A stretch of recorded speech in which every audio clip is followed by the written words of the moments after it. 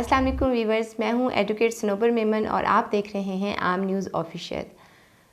आप के साथ जो आज मैं हाज़िर हुई हूं, जो मेरा आज का टॉपिक है वो है ऑनलाइन हरासमेंट। तो आज मैं आपसे इस पे बात करूंगी। मेरी पहली वीडियोस भी आपने देखी जो साइबर क्राइम से रिलेटेड, मैंने उनकी टाइप्स बताई, उनके सॉल्यूशंस बताए। तो आज ये भी उसी से रिलेटेड वीडियो है जिसमें मैं आपको बताऊंगी कि ऑनलाइन हरासमेंट के लिए पाकिस्तान ने कौन से मेजरमेंट्स की हैं और उस पर किस हद तक काम किया जा रहा है। इन 2016 पाकिस्तान पार्लियामेंट ने एक एक्ट पास किया जिसका नाम था प्रिवेंशन ऑफ इलेक्ट्रॉनिक क्राइम।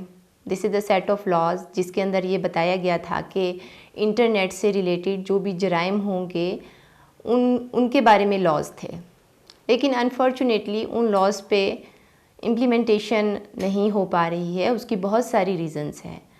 इस एक्ट को पास करने का एक जो बेसिक मकसद था उसमें था कि जी ऑनलाइन हेट स्पीच को रोका जाए, उसको रिस्ट्रिक्ट किया जाए और कोई भी एक्सट्रीमिस्ट स्पीचेस या कोई भी एक्सट्रीमिस्ट डाटा ऑनलाइन अपलोड ना किया जाए जिससे माशरे में इंतशार पैदा हो।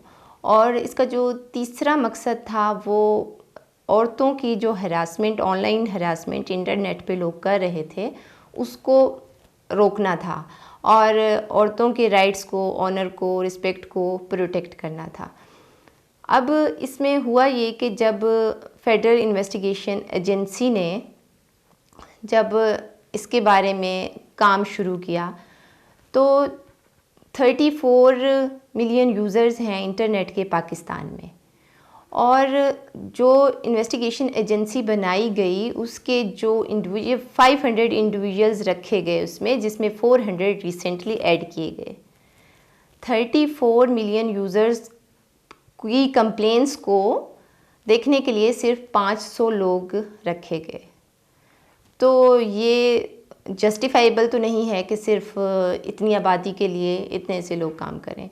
और उसमें दूसरा जो एक और बात, इम्पॉर्टेंट बात, उसमें सिर्फ 2 ख़वातीन थीं जो हेल्प डेस्क पे जो स्टाफ था उसमें सिर्फ 2 ख़वातीन शामिल थीं, जबकि इस एक्ट का मकसद ही औरतों को प्रोटेक्ट करना था। औरतें अपनी बात किसी भी औरत से आसानी से डिस्कस कर सकती हैं बजाय एक मर्द के। लेकिन खैर यहाँ तक भी ये बात ठीक है। इन 2018 एंड 19 में 8,500 कंप्लेंट रिसीव हुई, जिसमें मोस्ट कॉमन कंप्लेंट्स जो थी वो ऑनलाइन हरासमेंट के बारे में थी और ब्लैकमेलिंग औरतों को मुख्तलिफ़ तरीक़ों से ब्लैकमेल किया जा रहा था। लेकिन उसमें से अनफॉर्चुनेटली 19.5% कंप्लेंट्स पर एक्शन किया गया। सिर्फ जो इन्वेस्टिगेट हुई वो 19.5% कंप्लेंट्स थी। अब हमारी गवर्नमेंट को इस पर ऐसे इक़दाम करने चाहिए कि इसको प्रॉपर तरीके से हर कंप्लेंट को इन्वेस्टिगेट होना चाहिए। और सेकेंडली उसका जो तरीक़ेकार, कंप्लेंट को सबमिट करने का तरीक़ेकार बनाया गया जिससे कि 90% कंप्लेंट कंसर्न डिपार्टमेंट तक पहुंचती ही नहीं है। उसकी बेसिक वजह यह है कि वो ख़वातीन से उनका आईडी कार्ड मांगते हैं, फादर्स नेम और मोबाइल नंबर। हमारी सोसाइटी जितनी भी लिबरल है उसमें बहुत सी ख़वातीन ऐसी हैं जो अपने आप को एक्सपोज नहीं करना चाहती और इसी डर से उनके साथ ज़्यादतियाँ होती हैं, वो ब्लैकमेलिंग का शिकार होती हैं। लेकिन कुछ उनमें से कुछ रेशो है जो सामने आ जाती है तो उनकी कंप्लेन एटलीस्ट रजिस्टर हो जाती हैं, उन पर एक्शन हो या ना हो। तो मेरा आज इस टॉपिक पर बात करने का मकसद ये था कि गवर्नमेंट ऑफ पाकिस्तान को इंटरनेट पर औरत को प्रोटेक्ट करने की अशद ज़रूरत है। औरतें हमारे मुल्क में एक अहम हिस्सा हैं हमारी सोसाइटी का। वो काम नहीं कर सकती। अगर इंटरनेट पर कोई काम कर रही हैं तो बहुत सारे क्रिमिनल्स बैठे हुए हैं जो उनकी राइट्स को वायलेट कर रहे हैं।